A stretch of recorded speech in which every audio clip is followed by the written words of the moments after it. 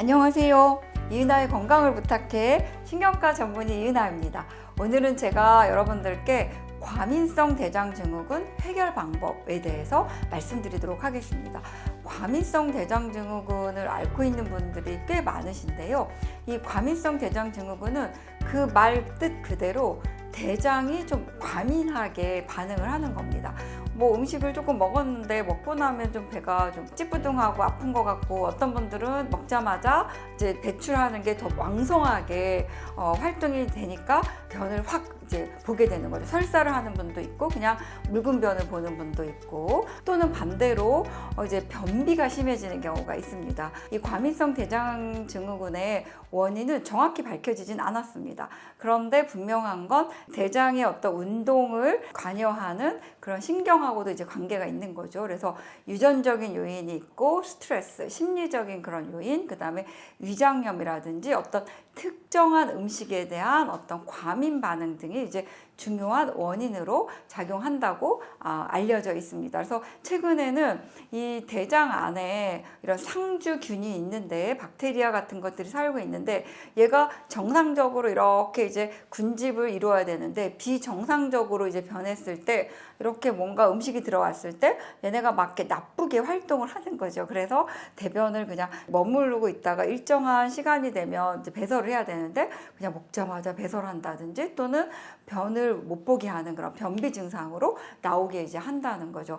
그러면 이런 과민성 대장증후군의 치료는 이제 어떻게 할까요? 너무 심하면 증상에 따른 그런 약물 치료를 이제 할 수도 있는데, 제가 오늘 여러분들께 알려드릴 방법은 이런 생활 습관을 좀 바꾸는 겁니다. 그래서 일단 규칙적인 이제 식사를 해서 이 대장에 있는 어떤 그 장내 세균이나 이런 애들이 그냥 이렇게 놀라지 않도록 항상 일정한 그런 패턴을 유지해 주는 게 중요합니다. 그리고 적당하게 이제 휴식을 취해야 되죠.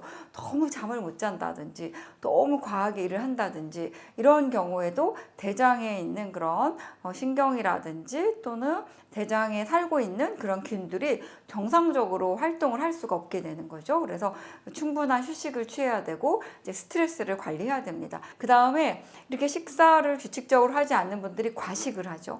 한꺼번에 맛있는 거 있거나 회식하면 많이 먹고 이래도 이 대장이 굉장히 놀랄 수가 있습니다. 그래서 과식을 피하셔야 되고, 그 다음에 우리가 식이섬유가 풍부한 음식을 드셔서 우리가 대장에 있는 장내 세균들이 정상적으로 건강하게 활동할 수 있도록 기회를 주어야 합니다. 그리고 복부팽만이 있는 분들은 가스를 생성하는 그런 탄산음료라든지 이런 음식은 이제 피하셔야 되고요. 그 다음에 본인이 이 과민성 대장증후군을 앓고 있는 분들은 내가 어떤 음식이나 어떤 상황이 되면 변을 자주 본다든지 변비가 생긴다든지 이런 것을 알고 계십니다. 그러면 환경이나 그런 상황을 미리 예측을 해서 조금 이제 피하셔야 되는 거죠. 그래서 중요한 일을 해야 될 때, 회의에 들어갈 때마다 꼭 화장실을 가야 속이 편한 분들이 있거든요. 이제 그런 분들은